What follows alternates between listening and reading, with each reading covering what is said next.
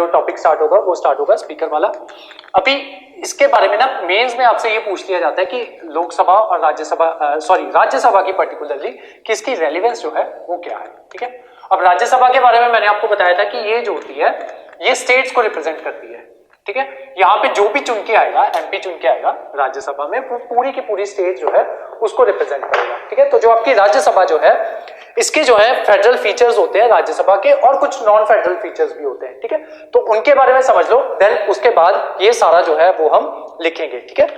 अब समझ लो इसके फेडरल फीचर्स जो है वो क्या होते हैं। फेडरल फीचर्स का मतलब ये होता है कि किस तरीके से जो है राज्यसभा जो है वो आपके देश में फेडरलिज्म को प्रोटेक्ट कर रही है, ठीक है, या किस तरीके से फेडरलिज्म को प्रोटेक्ट करके रखती है, ठीक है। तो ये उसके फेडरल फीचर्स जो है वो कहलाते हैं। जैसे कि the very basis of formation of Rajya Sabha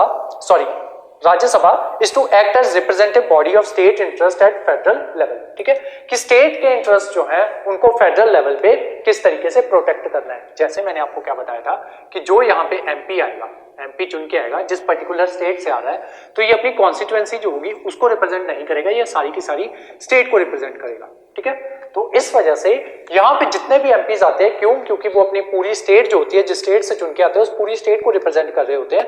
तो उसके जो क्या कहते हैं उसके जो उसकी स्टेट के इंटरेस्ट जो होते हैं वो उनको यहाँ पे प्रोटेक्ट करते हैं, कहाँ पे, राज्यसभा में, ठीक है। तो ये उसके फेडरल फीचर्स में आ जाता है। उसके अलावा एक आर्टिकल होता है आर्टिकल 312। आर्टिकल 312 जो है वो ये कहता है कि अगर राज्यसभा कोई रेजोल्यूशन जो है वो पास कर दे, ठीक है, तो राज्यसभा ये रेजोल्यूशन पास कर दे तो और कोई भी न्यू ऑल इंडिया सर्विसेज जो है, ऑल इंडिया सर्विस, उसको क्रिएट किया जा सकता है। ये भी इसके फेडरल फीचर के अंदर आता है। अभी करंटली कौन कौन सी 3 ऑल इंडिया सर्विसेज है? एक है आईएएस, दूसरी है आईपीएस, तीसरी है आईएफओएस, ठीक है। तो ये तीनों जो है ये ऑल इंडिया सर्विसेज है, ठीक है। और अगर ये चाहे, राज्यसभा चाहे, तो ये एक ऐसी रेजोल्यूशन ला सकती है जिसमें एक नई ऑल इंडिया सर्विस जो है वो भी क्रिएट की जा सकती है, ठीक है। जैसे पुलिस सर्विस है, एडमिनिस्ट्रेटिव सर्विस है, इंडियन फॉरेस्ट सर्विस है, ठीक है, एफओएस, ठीक है। यहाँ पे बच्चे कंफ्यूज कर जाते हैं इसको इंडियन फॉरेन सर्विस से। इंडियन फॉरेन सर्विस जो है वो सेंट्रल सर्विस है, ठीक है, वो ऑल इंडिया सर्विस नहीं है, वो सेंट्रल सर्विस है, ठीक है। तो इंडियन फॉरेन सर्विस जो है वो ऑल इंडिया सर्विसेज है। तो ये 3 all India services already exist कर रही है। अगर राज्यसभा चाहे तो एक नई ऑल इंडिया सर्विसेज जो है उसको इंक्लूड कर सकती है यहाँ पे आपकी ऑल इंडिया सर्विसेज में अंडर आर्टिकल 312, ठीक है। तो ये 312 जो है ये आपके यूपीएससी से रिलेटेड आर्टिकल होते हैं, ठीक है। 312, 3113, 3114, 3115 भी, ठीक है। तो ये आपके उससे रिलेटेड होते हैं। उसके अलावा अगर कोई भी कॉन्स्टिट्यूशनल अमेंडमेंट बिल जो है उसको पास करवाना है, ठीक है, कोई भी कॉन्स्टिट्यूशनल अमेंडमेंट बिल जो है वो बिना राज्यसभा के अप्रूवल के पास नहीं होगा, ठीक है। मान लो किसी भी तरीके की कॉन्स्टिट्यूशनल अमेंडमेंट जो है वो लाई जा रही है, ठीक है, और वो कुछ ऐसा कर सकती है जिससे स्टेट्स की पावर जो है वो रिस्ट्रिक्ट हो रही हो, ठीक है। तो उस वजह से अगर राज्यसभा की उसमें मंजूरी ना होती, ठीक है, तो और राज्यसभा किसको रिप्रेजेंट करती है? अपनी स्टेट को। अगर राज्यसभा की मंजूरी ना होती तो सेंटर जो थी अपनी मर्जी से कुछ भी कर सकती थी, ठीक है।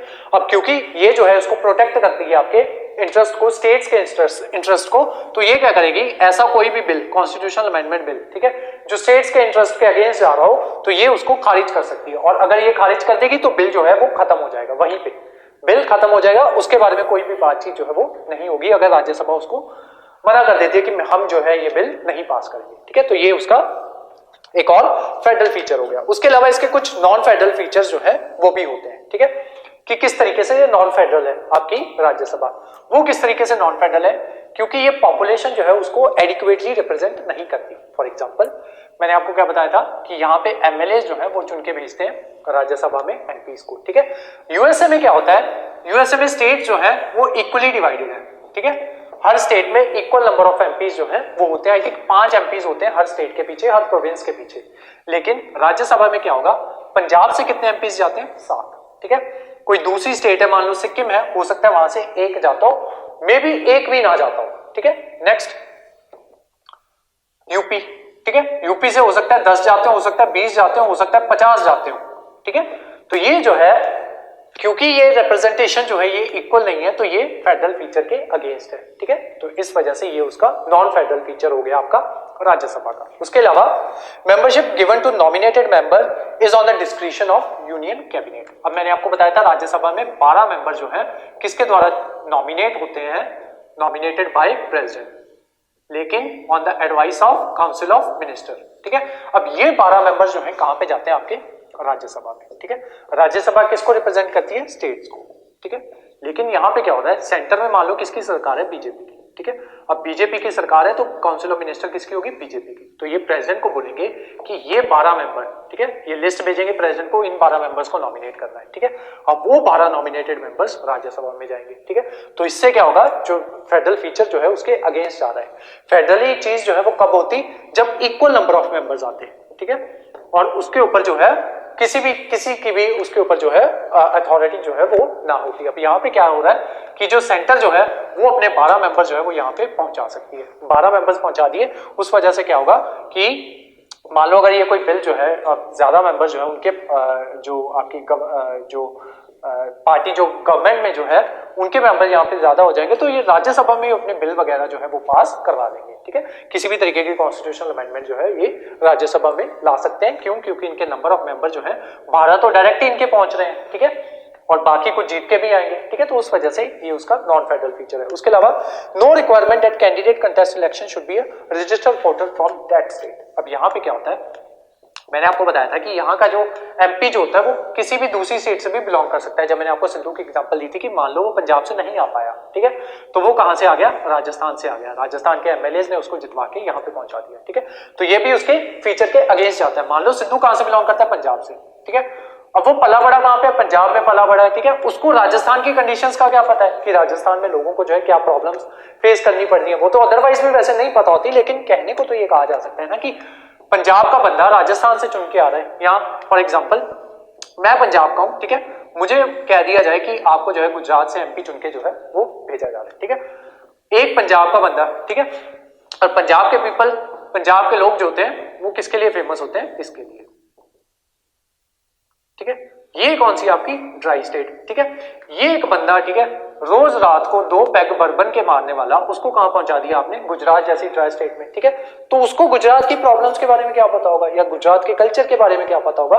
तो इस वजह से ये भी चीज जो है ये नॉन फेडरल फीचर के अंदर आती है कि आप किसी भी स्टेट के बंदे को किसी दूसरी स्टेट से जो है वो आप चुन के आप राज्यसभा का एमपी जो है वो चुन के आप भेज देते हो। ठीक है, और वो रिप्रेजेंट किसको करेगा वहां पे, अब सिद्धू गया पंजाब से है, ठीक है, लेकिन वो रिप्रेजेंट किस स्टेट से गया है, राजस्थान से गया है या गुजरात से गया है। ठीक है, अब उसको क्या करेगा, वो गुजरात को रिप्रेजेंट करेगा, वो पंजाब को रिप्रेजेंट नहीं करेगा। ठीक है, अब गुजरात को रिप्रेजेंट कैसे करेगा, उसको उसके बारे में पता ही कुछ नहीं है। ठीक है, तो ये चीज जो है ये भी नॉन फेडरल फीचर है। उसके अलावा representation of non state entities that is UT of Delhi, Puducherry and Rajya Sabha. अब यहां पे किसकी बात की गई है, स्टेट ऑफ काउंसिल जो है। ठीक है, यहां पे सिर्फ स्टेट्स की बात की गई है, लेकिन 4 मेंबर जो है वो यूटी से भी चुन के भेजे जाते हैं। ठीक है, 4 मेंबर जो है राज्यसभा में यूटी से भी चुन के भेजे जाते हैं। जब स्टार्टिंग में मैंने कराया था ना आपको कि 4 मेंबर जो है यूटी से जाते हैं, और जो आपकी लोकसभा थी उसमें 13 मेंबर जो है वो 13 एमपी जो है वो यूटी से जाते हैं। अब राज्यसभा में क्या है कि 4 एमपी जो है वो यूटी से जा रहे हैं, तो ये भी इनएडिक्वेटली रिप्रेजेंट कर रहा है। या तो सारी यूटीज के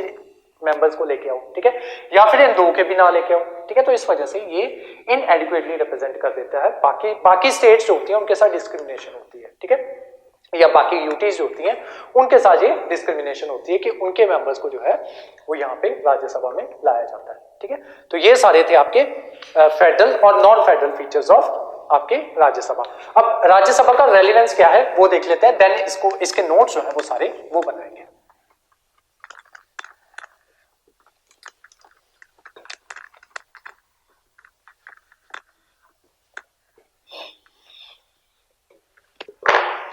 रेलिवेंस ऑफ राज्यसभा। ठीक है, तो रेलिवेंस क्या है कि ये बैलेंस का काम करता है between centre and state, centre and state. ठीक है, बैलेंस का काम किस तरीके से काम करती है ये कि यहाँ पे स्टेट्स के चुन के नुमाइंदे जो है वो आते हैं। ठीक है, स्टेट्स के एमएलए जो होते हैं वो यहाँ पे एमपीज को चुन के भेजते हैं। ठीक है, और ये किस चीज का काम करते हैं, यहाँ पे सेंटर में वही चीज चलती है जो कैबिनेट कहती है। ठीक है, देन फर्दर उन बिल्स को जो है वो राज्यसभा में लाया जाता है। ठीक है, अगर बिल इनिशिएट हुआ हो लोकसभा में तो उस बिल को राज्यसभा में लाया जाता है, देन इसके ऊपर जो है डिस्कशन होती है। ठीक है, अब यहाँ पे ये किसको रिप्रेजेंट कर रहे हैं, अपनी अपनी पर्टिकुलर स्टेट को। ठीक है, तो ये बताते हैं, ये एक बीच में कड़ी का काम करते हैं कि अगर आप कोई बिल जो है वो लेके आ रहे हो तो वो पर्टिकुलर स्टेट में चलेगा या नहीं चलेगा, या उस पर्टिकुलर स्टेट के लोग जो है उसके ऊपर किस तरीके से रिएक्ट करेंगे, जैसे आपके ये फार्मिंग बिल जो है वो लेके आए गए थे।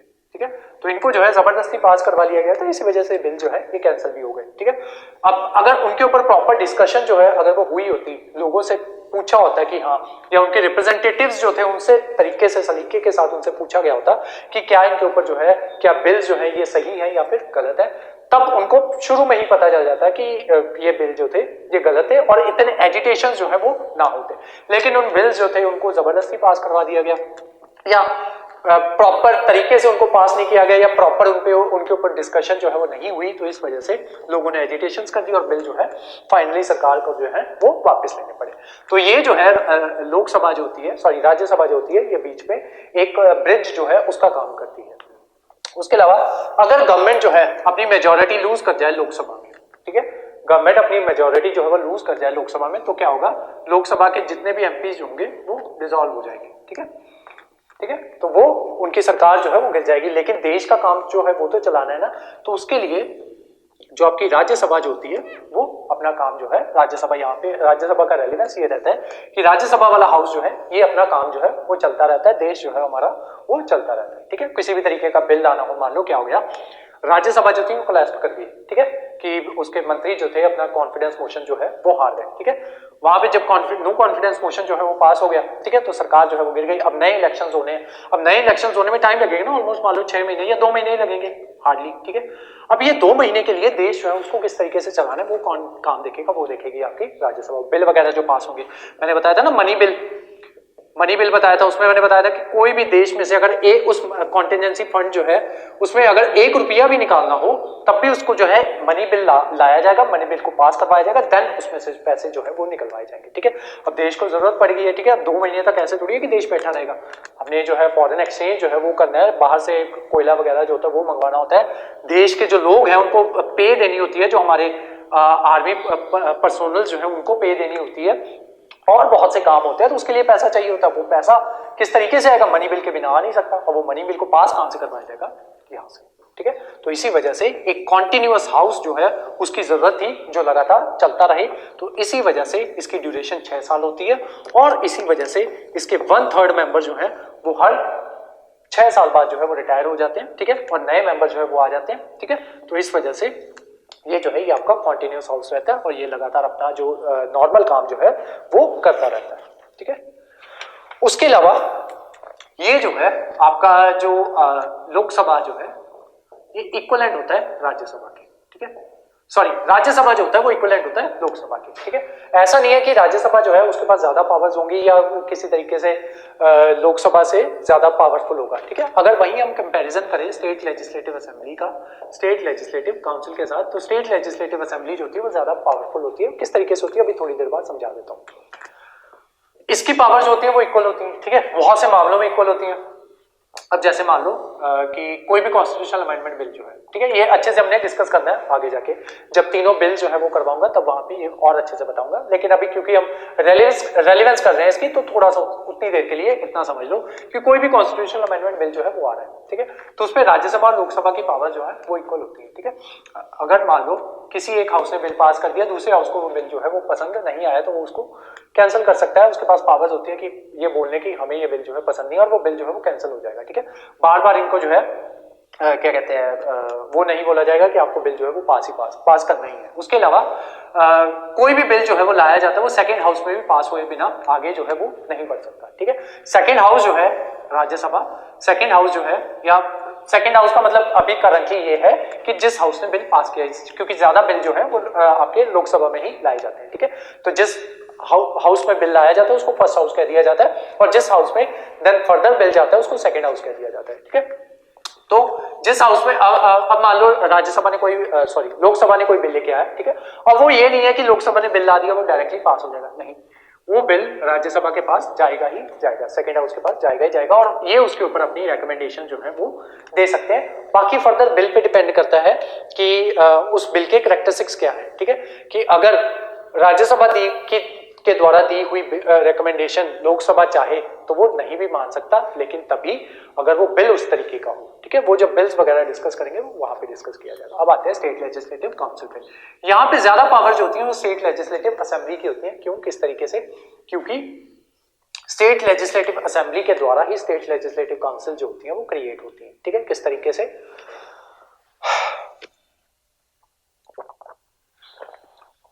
किसी भी स्टेट में स्टेट लेजिस्लेटिव काउंसिल किस तरीके से बनती है? स्टेट लेजिस्लेटिव असेंबली क्या करती है?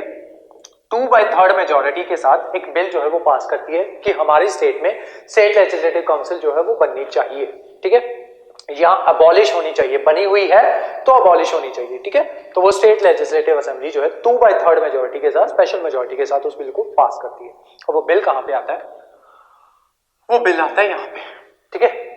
ये दोनों क्या करते हैं? उसको सिंपल मेजॉरिटी के साथ, अब इनकी मर्जी है, ठीक है, ये चाहे, ठीक है, स्टेट यहाँ पे स्टेट लेजिस्लेटिव असेंबली यहाँ पे मतलब फुल पावर जो है वो नहीं रखती। अगर इनकी मर्जी होगी कि उस पर्टिकुलर स्टेट में स्टेट लेजिस्लेटिव काउंसिल होनी चाहिए तभी होगी, ठीक है। ये उसको क्या करेंगे?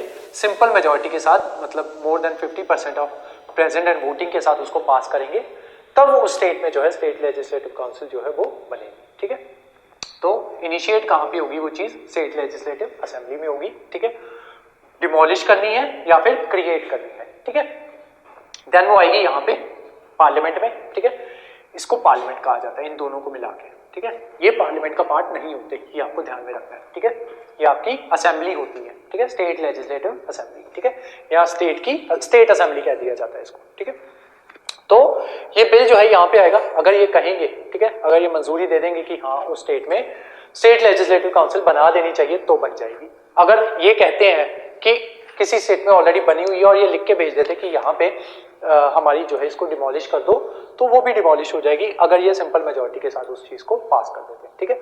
तो यहाँ पे स्टेट लेजिस्लेटिव काउंसिल जो होती है उनके पास ऐसा जितनी कोई पावर नहीं होती, लेकिन यहाँ पे ये जो है ऑलमोस्ट इक्वल फुटिंग पे होते हैं दोनों, लोकसभा और राज्यसभा। हाँ, लोकसभा के पास थोड़ी पावर जो होती है वो ज्यादा होती है, जैसे कि आपका मनी बिल जो होता है वो लोकसभा में ही इंट्रोड्यूस होता है, ठीक है। यहाँ का स्पीकर जो होता है वही डिफाइन करता है कि कौन सा बिल जो है वो मनी बिल कहलाएगा, कौन सा बिल जो है मनी बिल नहीं कहलाएगा, ठीक है। तो यहाँ पे लोकसभा के पास ऑब्वियसली थोड़ी सी पावर जो होती है कंपेयर टू राज्यसभा वो ज्यादा होती है, लेकिन इसका मतलब ये नहीं है कि राज्यसभा बिल्कुल ही पावर जो है वो होल्ड नहीं करता, ठीक है।